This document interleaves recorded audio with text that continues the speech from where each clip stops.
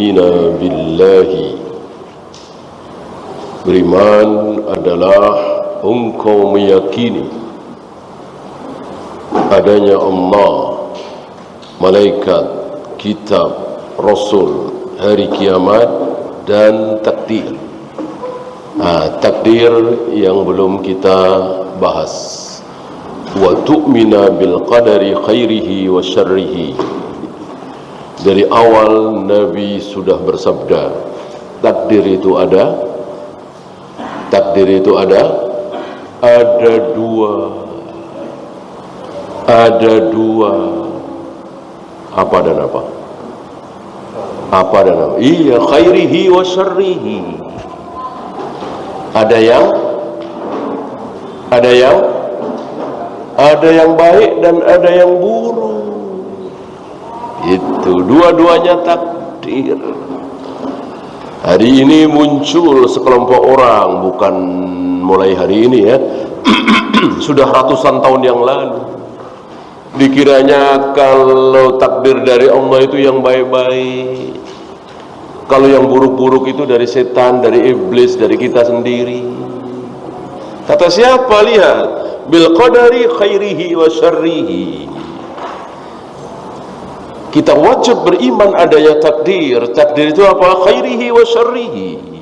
Ada yang baik, ada yang buruk. Tiba-tiba kita kepleset, kaki kita harus diamputasi, padahal cuma kepleset doang. Apa kita bilang ini baik? Apa kita bilang ini bukan kehendak Allah, bukan takdir Allah, belum tercatat di Lauh Mahfuz begitu? Tentu sudah. Tentu sudah. Nah, mereka ingin mensucikan Allah, ingin membela Allah,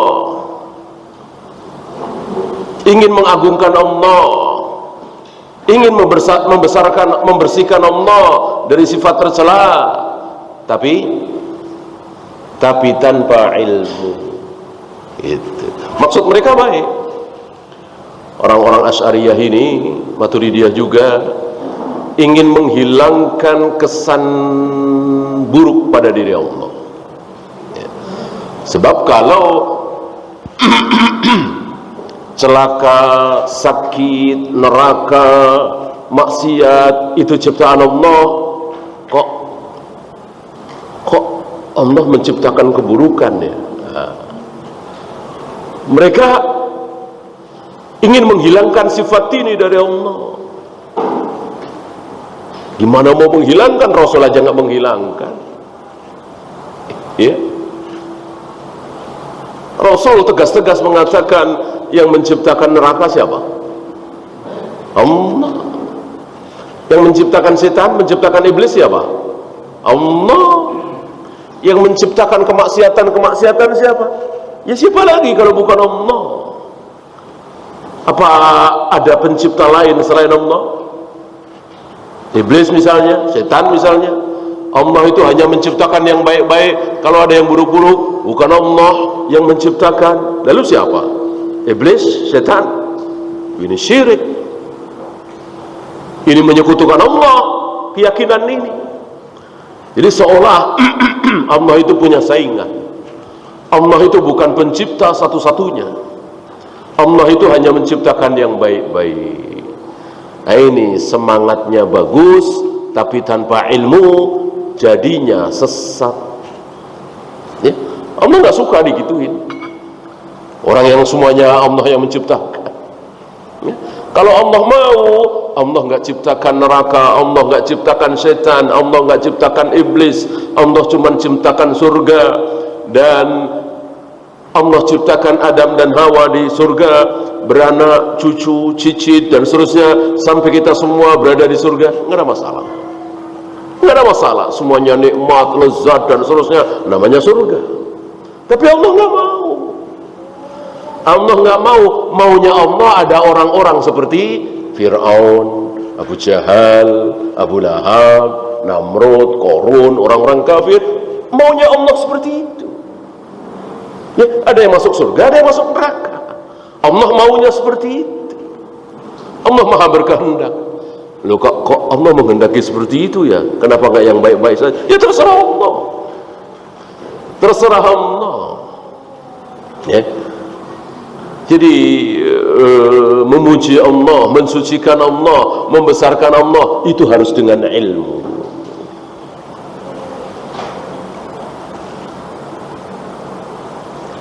Kalau tanpa ilmu, rusak jadinya. Sebagaimana rusaknya orang-orang Jahmiyah, Jabariyah, Asy'ariyah, Maturidiyah.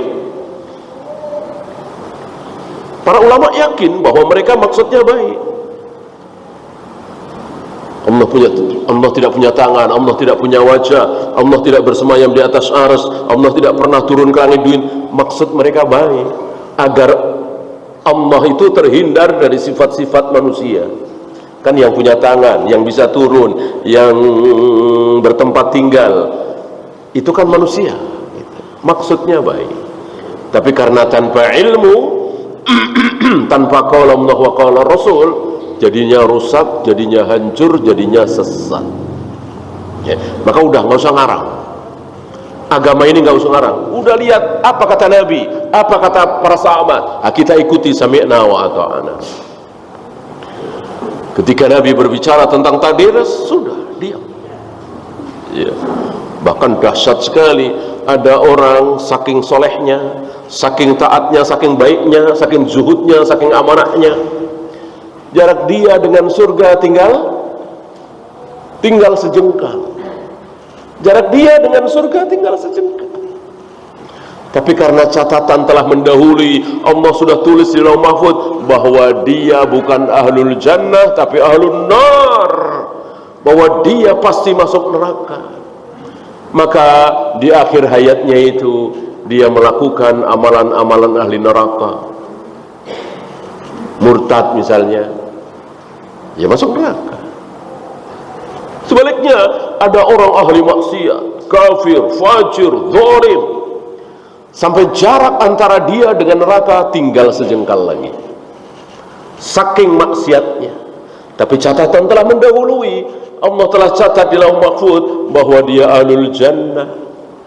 Maka di akhir hayat dia melakukan amalan-amalan ahlul jannah. Dia masuk Islam, dia bertaubat, dia memperbaiki diri, diampuni oleh Allah, lalu mati, masuk surga.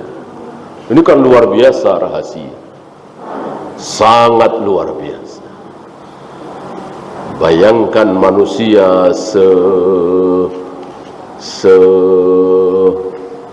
sebejat lah ya, sebejat Abu Sufyan, luar biasa, jahat sekali Abu Sufyan itu kepada Nabi SAW. Siapa sangka akan menjadi penduduk surga bersama Nabi SAW, padahal jahat sekali. Cita-cita terbesar Abu Sufyan hari itu adalah membunuh Nabi SAW. Perang Badar, perang Uhud, perang Ahzab, Abu Sufyan memimpin pasukan untuk membunuh Nabi SAW. Siapa sangka akhirnya masuk surga, akhirnya diberi hidayah oleh Allah, walaupun dengan apa? Kalau antum tahu, Abu Sufyan masuk Islam dengan apa? Dengan terpaksa. Abu Sufyan sendiri yang bilang, ya, terpaksa dan gak enak. Gitu. Jadi disanjung-sanjung oleh Nabi. Semua orang tahu Abu Sufyan waktu itu gila hormat. Sanjung-sanjung oleh Nabi. Saat Futuh Mekah, di mana sudah tidak punya kekuatan sama sekali kafir Quraisy, Nabi mengatakan, dan sudah dikalahkan oleh Nabi SAW, beliau mengatakan, siapa yang tutup pintu rumah, tinggal di rumah, selamat. Pertama. Yang kedua, siapa yang masuk Masjidil Haram, selamat. Yang ketiga, siapa yang masuk rumah Abu Sufyan, selamat. Kayak apa rasanya menjadi musuh Nabi bertahun-tahun, sekarang sudah di ujung tanduk. Kalau Nabi mengatakan bunuh Abu Sufyan, selesai. Nasib Abu Sufyan itu sudah di mulut Nabi. Kata Nabi, bunuh. penggal lehernya, penggal, atau siksa dulu.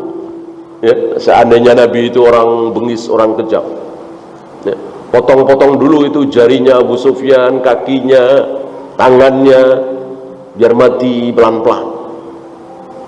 Ya, semuanya sami'na wa ta'ana. Ya, tapi justru disanjung. Siapa masuk rumah Abu Sufyan selamat. Kayak apa itu terbangnya Abu Sufyan? Ya, akhirnya nggak enak. Akhirnya masuk Islam. Dan sebelumnya kan sudah disanjung juga waktu masih bermusuhan. Apa? Abu Sufyan punya anak janda, namanya juga janda.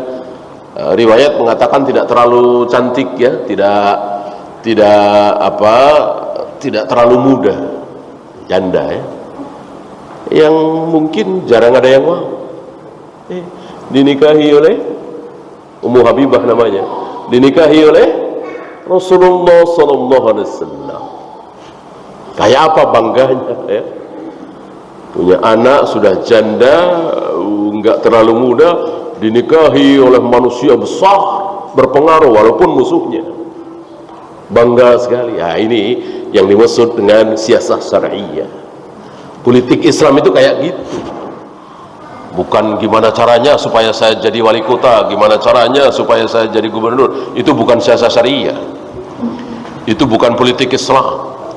Politik Islam itu gimana caranya supaya si fulan masuk Islam, supaya si fulan tunduk, supaya si fulan ini begini-begini, dan semua untuk li'i'la'i kalimatillah, bukan kepentingan pribadi. Gimana caranya supaya saya jadi presiden. Siasah syariah bukan siasah syariah.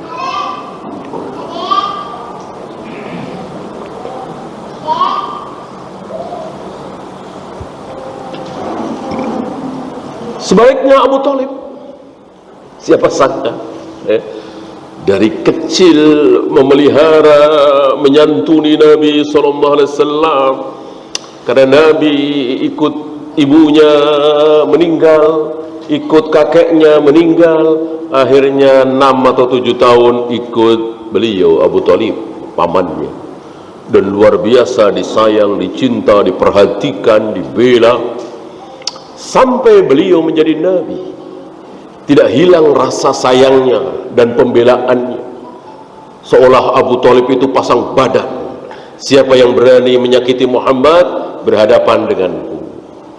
Ya, pantasnya kan orang seperti ini yang dapat hidayah, masuk Islam, masuk surga. Pantasnya seperti itu. Seandainya takdir itu masuk di nalar. Takdir itu kadang nggak masuk di nalar. Orang sebaik Abu Thalib berjasa besar terhadap Nabi SAW, Allah sesatkan, Allah masukkan ke dalam neraka kekal selama-lamanya. Ya, maka sedih sekali Nabi, sangat berduka cita Nabi SAW atas meninggalnya Abu Thalib. Maka di tahun itu para imam menyebut sebagai Amul Huzn, Amul Hazan, karena bersamaan dengan Khadijah. Di tahun yang sama Khadijah meninggal, Abu Thalib meninggal.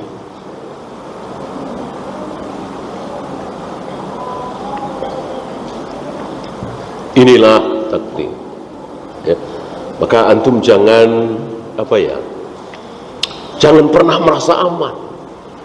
Kalau antum yakin dengan adanya takdir, percaya, beriman bahwa takdir itu ada, jangan pernah merasa aman. Kalau sangat-sangat tidak diduga-duga takdir itu, ya, maka antum harus siap. Sewaktu-waktu anak saya satu-satunya meninggal duluan, mungkin. Sewaktu-waktu jabatan saya ini dicabut, sewaktu-waktu saya dipenjara, nggak mustahil, padahal saya nggak salah apa-apa, difitnah. Kehidupan di muka bumi ini luar biasa, tidak disangka-sangka. Ya, dan itu banyak contoh, mungkin antum pernah ngalami. ya, yang belum pernah mengalami dahsyatnya takdir yang tidak diduga-duga, maka kita harus siap. Termasuk iman yang ada di diri kita, manhaj yang walillahil hamd kita dapati, manhaj yang hak ini, manhaj sunnah ahlus sunnah as-salaf, satu ketika dicabut tidak mustahil. Ustaz, bukan orang biasa, ustaz. Mungkin antum kenal, ya, bertahun-tahun, beberapa kali ketemu dengan saya di daurah. Sekarang jadinya apa? Apa istilahnya itu? Diistilahkan oleh mereka, ya, salafi taubat apa-apa gitu, ya. Jadi taubat dari Ustadz Salaf, ya. Dekat dengan firqah-firqah dolal itu.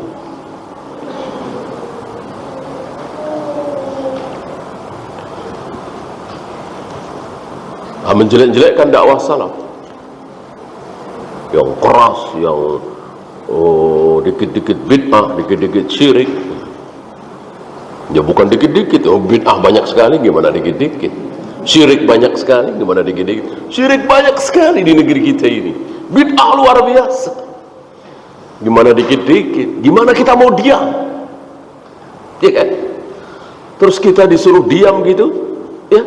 Tidak boleh mengatakan maulid Nabi bid'ah, tahlilan bid'ah, salawat nariyah, salawat tibul qulub, salat al-fatih bid'ah, baca al-fatihah, baca Al-Quran diakhiri dengan sadaqallahul azim bid'ah, minal aizin wal faizin bid'ah.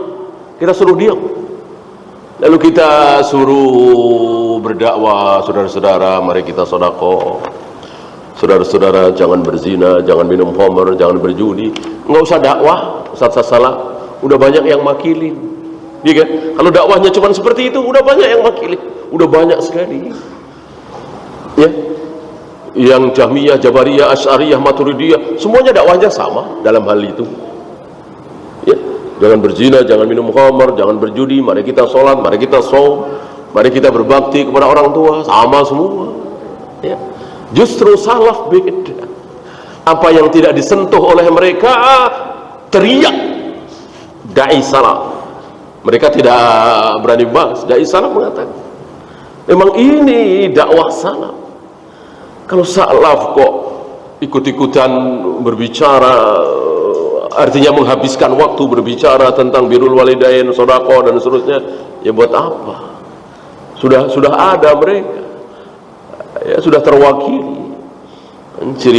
Ciri sahabat antum tahu,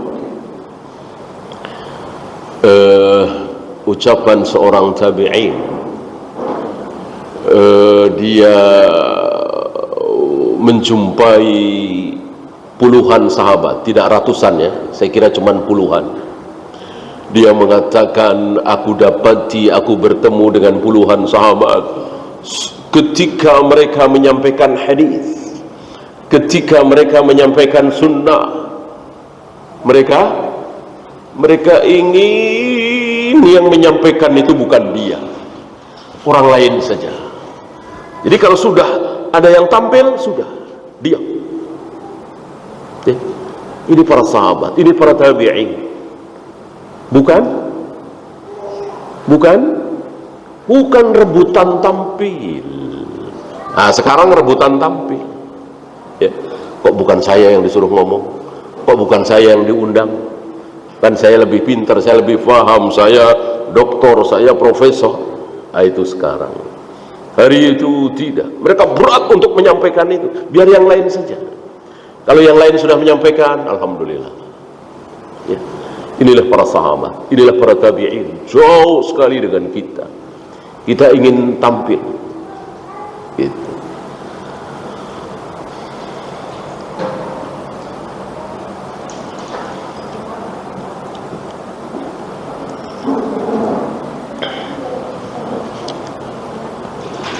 Kembali kepada masalah takdir, ya. Tidak ada satupun kejadian yang keluar dari takdir. Jangankan yang berhubungan dengan surga neraka, jangankan yang berhubungan dengan hak dan batil, halal dan haram, jatuhnya sehelai daun, jatuhnya sehelai daun ini kan gak ada hubungannya dengan halal haram, pahala dosa, hak batil, surga neraka, gak ada hubungannya. Ada tulisannya. Pokoknya gak ada yang tidak ditulis. Wa kulla syai'in ahsaynahu fi imamin mubin. Segala sesuatu, wa kulla syai', syai' di sini nakirah tanpa alif lam menunjukkan lil istighraq, semuanya tanpa terkecuali. Tidak ada satupun kejadian di jagat raya alam semesta ini yang belum ditulis oleh Allah. Kayak apa besarnya kitab itu, Lauh Mahfuz itu. Antum duduk di sini, si A sebelah sini, si B sebelah sini, si C sudah ditulis oleh Allah di dalam Mahfuz. Sudah. Berapa kali saya menggerakkan tangan di majelis ini, sudah ditulis oleh Allah. Pokoknya tidak ada yang tertinggal sedikit pun. Bahkan helaan nafas, kapan berapa kali menghela nafas, menghembuskannya berapa kali. Antum mau bilang kurang kerjaan begitu? Kok kayak Allah kurang kerjaan yang gitu-gitu ditulis? Justru ini menunjukkan ilmunya Allah. Allah maha berencana, dan rencana Allah tidak mungkin gagal. Antum pernah punya rencana dan gagal? Saya kira bukan pernah lagi ya, mungkin sering. Itulah manusia. Allah merencanakan sesuatu gagal pernah? Tidak. Tidak pernah gagal. Ya.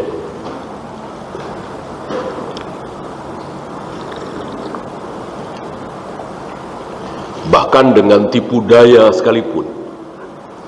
Sebagian itu orang bikin tipu daya. Justru tipu daya dia menampar dia sendiri. Ambil contoh, ini ada dua versi ya. Ini saya ambilkan satu versi. Saya kira versi ini yang lebih sahih. Entah namanya siapa. Di Al-Quran tidak ada, di hadis tidak ada. Yang jelas kalau di Taurat Injil ada, tapi kan kita tidak boleh menjadikan rujukan. Dia adalah manusia yang sangat jahat terhadap Nabi Isa. Dia manusia yang paling semangat untuk membunuh Nabi Isa. Dan dia ini Yahudi mempengaruhi tentara Romawi untuk menangkap Nabi Isa dan berbohong, mengatakan bahwa Nabi Isa dan ibunya ingin merebut tahta Romawi.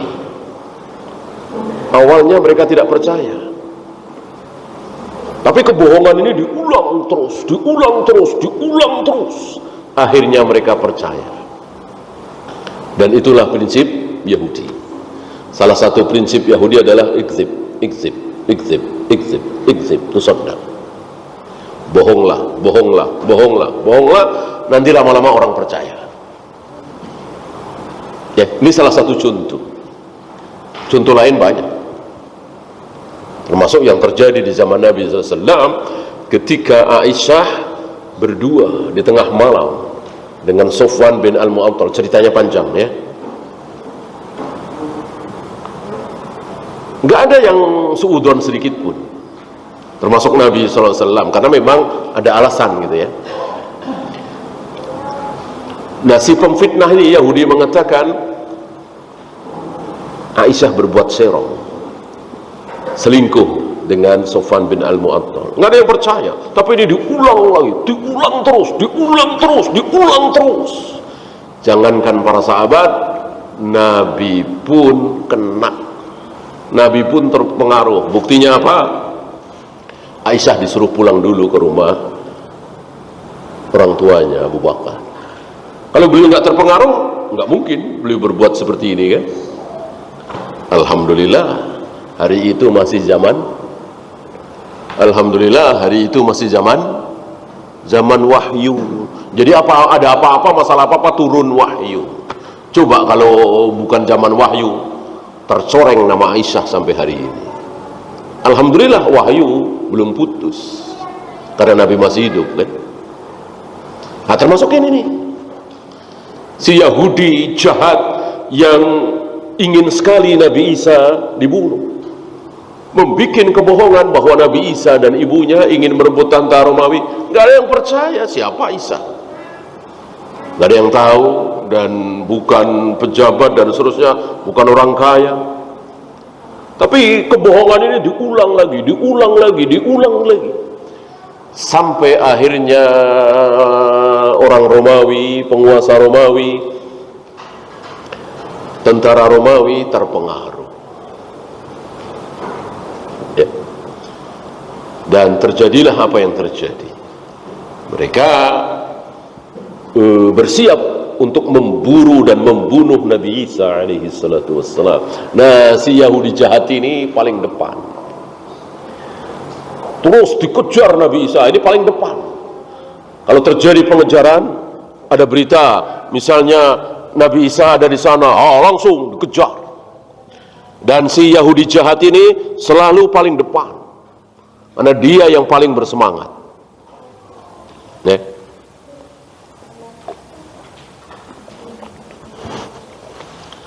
antum tahu akhirnya di tempat persembunyian itu Nabi Isa masa nggak tahu ceritanya? Nabi Isa diapakan oleh Allah? Diangkat. Wa ma qataluhu wa ma salabuhu walakin syubbiha lahum. Mereka tidak berhasil membunuh Nabi Isa, tidak berhasil menyalib Nabi Isa. Mereka bukan menyalib Nabi Isa,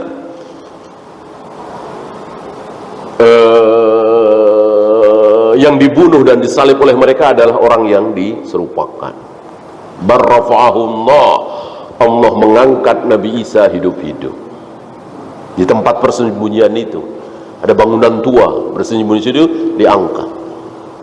Nah, si Yahudi jahat tadi sampai ke tempat tersebut pertama kali. Padahal dia yang paling semangat, paling depan. Ketika sampai di situ, Allah rubah dia. Allah rubah fisiknya, penampilannya, pakaiannya, wajahnya, mirip siapa? Mirip Nabi Isa. Begitu pasukan Romawi sampai di situ, ini nih Isa. Padahal si Yahudi jahat. Sekali lagi, ini ada dua versi ya. Kalau versi yang kedua kan Nabi Isa menawarkan kepada muridnya, salah satu muridnya ya kan. Tapi sekali lagi versi ini insya Allah yang aqrab lis-shawab.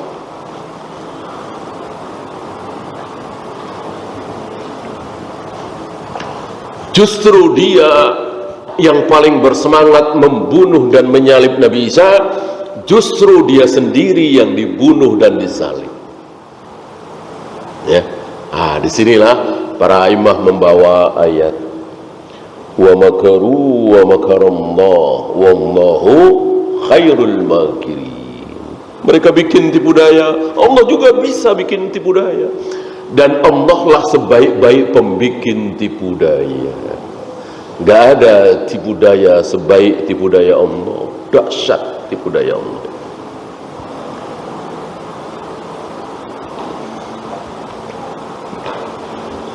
Siapa sangka coba, inilah takdir ya. Dan antum harus tahu, tidak ada yang bisa kita lakukan untuk memperbaiki takdir besok lusa, nggak ada.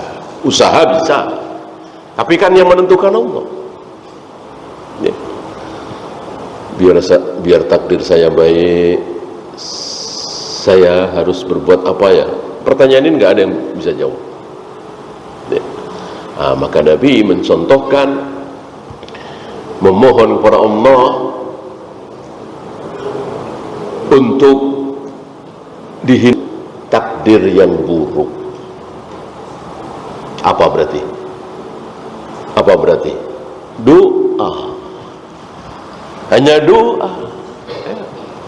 Maka keliru kalau ada orang memberikan resep. Nih biar nggak celaka, nggak tabrakan sewaktu-waktu, caranya begini-begini nih. Nih biar tidak terkena penyakit taun, caranya begini-begini.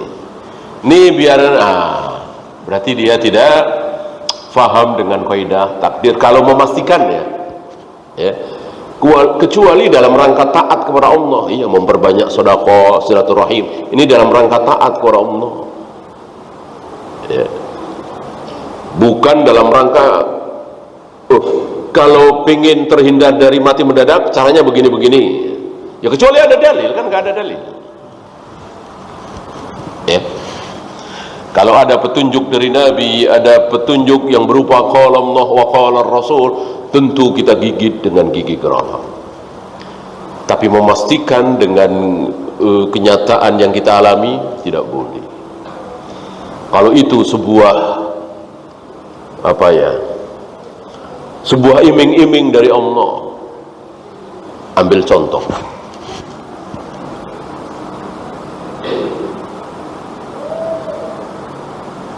Ada satu perusahaan besar terkenal mendunia, dia menjamin kita, kalau Anda setorkan uang ke kami sebulan 300.000, sebulan 300.000, maka penyakit apapun yang menimpa Anda mau pilih berobat ke rumah sakit mana, sampai ratusan juta kami tanggung. Perusahaan terkenal mendunia dan bagus track recordnya, belum kedengaran ada cacat misalnya.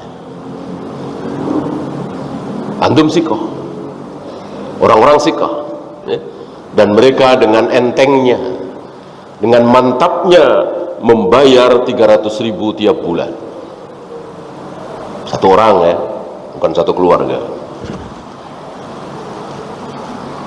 Nah, antum lebih sikoh yang mana? Ya? Kalau ada yang mengatakan begini,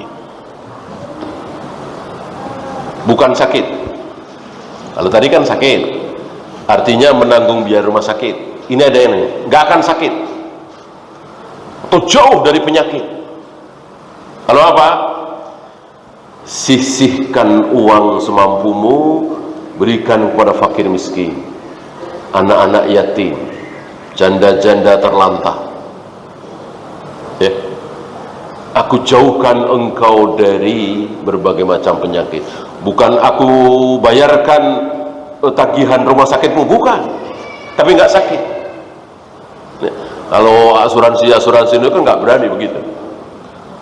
Store kami bahkan 1 juta aja nggak ada begitu, ya. Store ke kami 1 juta atau 5 juta tiap bulan, saya jamin Anda nggak akan sakit. Ada asuransi yang begitu? Ada nggak? Nggak ada, kan? Saya jamin biaya rumah sakitnya itu. Ini nggak tanggung-tanggung, nggak akan sakit. Gitu. Kalau yang ngomong seperti ini Imam Syafi'i, atau Imam Bukhari, atau Imam Malik, atau Syekh Albani, atau Syekh bin Baz, kita boleh ragu, ya. Mereka kan manusia, bisa benar, bisa salah, ya kan? Yang ngomong seperti itu siapa? Yang bilang kalau sering sedekah, fakir, miskin, janda terlantar, anak yatim, maka akan jauh dari penyakit. Yang ngomong seperti itu siapa? Allah Rabbul Alamin, Nabi alaihi salatu wassalam. Bagaimana kita lebih sikoh dengan asuransi internasional itu, kafir itu? Bahkan muslim juga haram, kan? Hukum asuransi insya Allah antum tahu. Dalam asuransi ada apa? Dalam asuransi ada apa? Ada 3. Tiga-tiganya haram. Ya, 1, Betul nggak tahu? Satu pun. Di dalam asuransi ada apa? Ya ada goror, jelas. Ada goror. Goror tahu kan? Beli 1 juta, dapatnya berapa? Nggak tahu. Bisa 1 ton, bisa 5 ton, bisa setengah kintal, bisa cuma 10 kilo. Padahal belinya sama, 1 juta. Itu goror. Haram dalam Islam. Ya. Kecuali goror-goror tipis. Ya. Goror-goror tipis boleh. Nasi sepiring 5.000. Piring yang ini sama piring yang ini sama 5.000. Ya. Itu biji nasinya, apa istilahnya, uponya, tahu upo ya? Uponya sama persis nggak? Ya tentu tidak, ya kan? Lebih banyakkan sini 5 butir, 10 butir. Ini goror tipis boleh. Kalau ini bukan tipis lagi, ya, ini bukan tipis lagi, haram. Goror. Ya. Ini rambutan sudah kelihatan kembangnya. 3 bulan lagi, 4 bulan lagi panen. Saya beli 1 juta. Boleh nggak? Nggak boleh, goror. Goror itu. Dari 1 juta itu dia bisa dapat 1 ton. Bisa, 0,4 bisa. Bisa dapat cuman setengah kintal. Bahkan cuman 15 kilo. Mungkinkah? Mungkin. Kalau ada hujan angin misalnya, ini nggak boleh, goror. Nah, di dalam asuransi ada ini.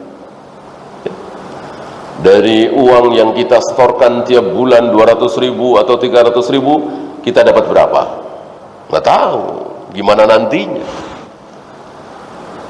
Bisa 5 juta, bisa 10 juta, bisa 20 juta, tergantung penyakit kita, tergantung rumah sakit mana. Nah, itu goror.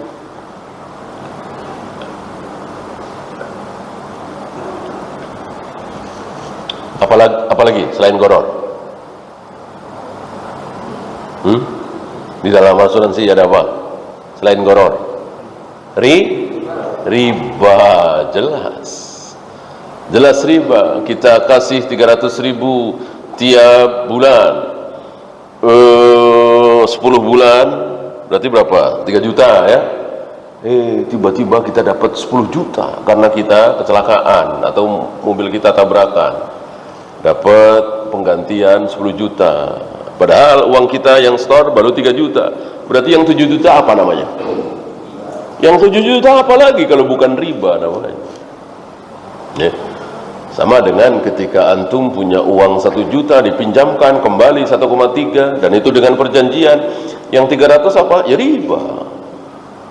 Riba itu kan penambahan. Ya kan? Nah, ada satu lagi apa? Selain goror, selain riba, di dalam asuransi ada kimar, maisir, judi. Tidak syak lagi itu judi. Antum tahu judi kan? Ya. Namanya judi pasti ada yang kalah, ada yang menang, ada yang untung, ada yang rugi. Nggak mungkin judi untung semua, rugi semua. Pasti ada yang kalah, ada yang menang, ada yang untung, ada yang rugi. Beda dengan jual beli. Jual beli, pembeli untung, dapat barang yang diinginkan, walaupun mungkin agak mahal, nggak apa-apa, orang dia ingin itu. Penjual untung, dapat uang yang dia inginkan, itulah jual beli. Kalau judi tidak, ya, main kartu, main gundu, main gambar, ya, anak-anak kita sudah diajarin judi. Kan ada kalah ada menang kan itu, main gundu itu kan. Kalau dia kena, dia dapat. Jelas ini judi. Ada yang kalah, ada yang menang, ada yang untung, ada yang rugi. Ya. Kecuali main-main doang dibalikin lagi. Ini kan enggak kan? Gundunya itu dia bawa pulang karena dia menang. Yang kalah ya habis gundunya. Judi. Ya. Saya baru setor 3 kali 300.000, 300.000, 300.000. Berarti 900.000 kan, belum sampai juta. Tiba-tiba saya sakit, biayanya 20 juta. Wah, ketawa-ketawa saya, menang saya, untung saya. Pihak asuransi rugi nggak? Ya jelas rugi, baru nerima 900.000, tiba-tiba harus membayarkan 20 juta. Ya, saya untung, dia rugi. Saya menang, dia kalah. Nah, itulah judi. Sebaliknya, saya setor 300.000, 300.000, 300.000 selama 10 tahun, 15 tahun. Saya nggak sakit-sakit. Jumlahnya udah berapa puluh juta itu. Saya nggak sakit-sakit. Berarti saya rugi dong. Pihak asuransi untung. Begitulah. Nggak mungkin impas itu. Sulit mencari contohnya, kecuali betul-betul nabung.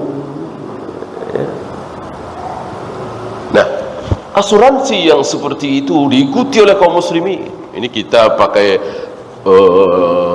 sikoh dengan takdir ya, sesuai pembahasan kita.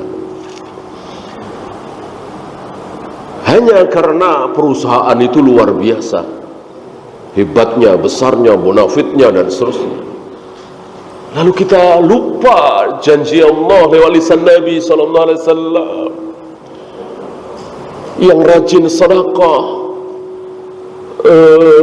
gampang menolong fakir miskin yang kelaparan, yang kesulitan. Ini kalau datang WA atau SMS, saya lagi butuh uang, saya ditolongin. Dia merasa senang, ya, cepet-cepet ditransfer zaman sekarang ya. Dia berharap dari Allah ini, Allah akan selamatkan dia dari berbagai macam penyakit. Ya. Jangan malah kita tertipu oleh syaitan. Jadi melihat seperti itu sebel, melihat seperti itu nggak senang. Enak aja minta sumbangan. Padahal ini jalan bagi kita. Ya. Coba saya sarankan kepada antum yang ada niat mau ikut asuransi, ya sudah, tetap apa itu? Tetap disisihkan uang itu, asuransi misalnya sebulan 200.000, tetap ada ini. Tapi jangan berikan ke asuransi, berikan ke fakir miskin, gitu ya. Tetap antum sisihkan itu 200.000. Insya Allah kiri kanan kita banyak, fakir, miskin, ibnu sabil, janda-janda yang terlantar dan seterusnya. Di kiri kanan kita banyak. Wabil khusus, terutama saudara. Antum punya keponakan, sepupu, paman, bibi, ini perhatikan. Ya, ini harus lebih diperhatikan.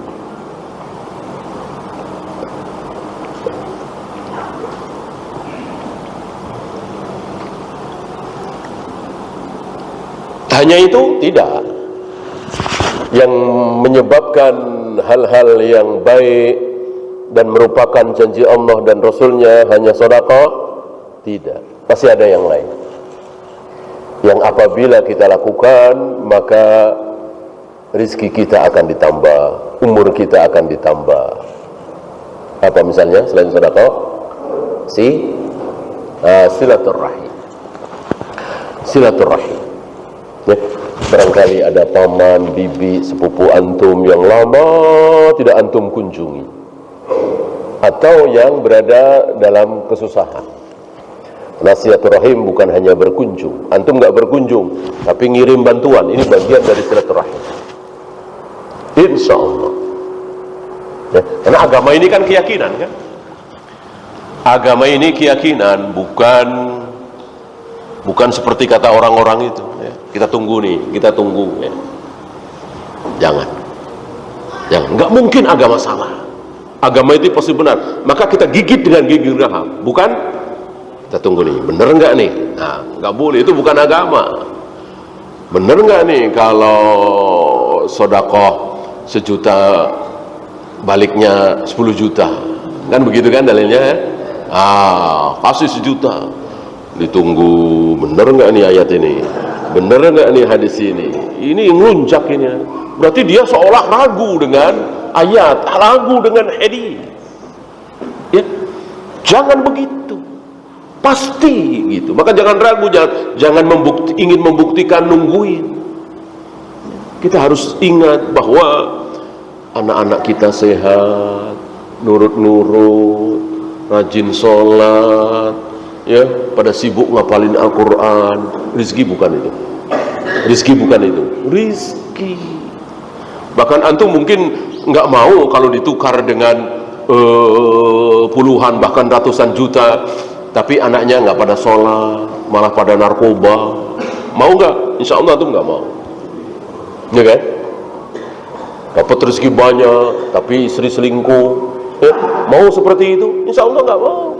Ya, istri kita taat kepada Allah, menjaga diri, berjilbab syar'i, ini bagian dari rezeki yang wajib kita syukuri. Jadi rezeki itu bukan cuman uang, duit. Ya, kayak sebagian orang seolah rezeki itu uang saja, duit saja.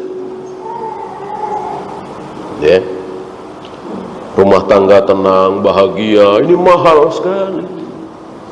Antum mau kayak artis-artis yang glamor, luar biasa kehidupannya, megah mewah, tapi kawin cerai lagi, ya, saling caci, saling maki, saling tuduh, neraka ini. Ya. Dan begitulah sebelum Allah berikan neraka yang sebenarnya kepada orang-orang kafir, Allah berikan neraka dulu di dunia. Jadi neraka dunia itu ada, Allah berikan kepada orang-orang kafir itu. Ya, nerakanya seperti itu. Bukan dia nggak punya uang sama sekali, kelaparan, bukan. Uangnya banyak, tapi sengsara, menderita, sedih, kecewa. Bahkan tidak jarang mereka mengakhiri hidupnya, bunuh diri. Ya. Saya kira antum dengar ya, negara mana yang paling banyak bunuh diri? Ya. Gagal dikit bunuh diri, nggak bisa dikit bunuh diri, ya. Sampai pernah dengar apa itu, kuota habis, ya, nggak ada kuota bunuh diri. Inna lillahi wa inna ilaihi raji'un. Ya, ini luar biasa. Allah berikan neraka ya, sebelum neraka yang sebenarnya. Allah berikan neraka dunia. Sebaliknya kaum muslimin, orang yang beriman, sebelum Allah berikan surga yang sesungguhnya, Allah berikan surga di hatinya. Ya, makan minum dengan istrinya, anaknya di kontrakan, ya, makan seadanya, tahu tempe, ketawa-ketawa, jenaka bahagia, ya, waktu zuhur ke masjid, salat berjamaah, nikmat, bahagia. Allah berikan kebahagiaan itu di hati. Ya, antum tahu manusia paling bahagia siapa? Di muka bumi nggak ada yang sebahagia beliau, Rasulullah sallallahu alaihi wasallam. Beliau manusia yang paling berbahagia. Ya, Allah berikan kebahagiaan di hati beliau, bukan di rumah beliau, bukan di harta beliau. Ya. Kalau beliau mau, beliau nggak akan tolak itu kunci-kunci perbendaharaan dunia yang datang di hadapan beliau merengek, ingin diraih, ingin direngkuh. Nabi malah mengatakan, ilaiki anni, pergi engkau menjauh dariku. Beliau tolak. Seandainya beliau terima, maka beliau akan menjadi raja terhebat di muka bumi. Nabi Sulaiman kalah, Mukhtanasir kalah, Fir'aun kalah, seandainya beliau mau. Paling berkuasa, paling kaya raya, seandainya beliau mau. Beliau tidak mau. Ya, malah beliau pernah berdoa gimana? Allahumma ja'al rizqa ali Muhammadin hutan. Ya Allah, jadikan rizki keluarga Muhammad itu sekedar bisa dimakan, ya, sekedar untuk menutup lapar. Itu doa beliau. Beliau tidak ingin berlebih. Saking zuhudnya beliau, saking beliau tahu apa dunia itu sebetulnya. Tidak seperti kita, kan kita nggak tahu. Dikiranya dunia ini luar biasa semuanya, maka kita kejar-kejar dunia karena kita tidak tahu hakikat dunia. Allahu a'lam. Ya, kita lanjutkan dengan soal jawab. Ada pertanyaan?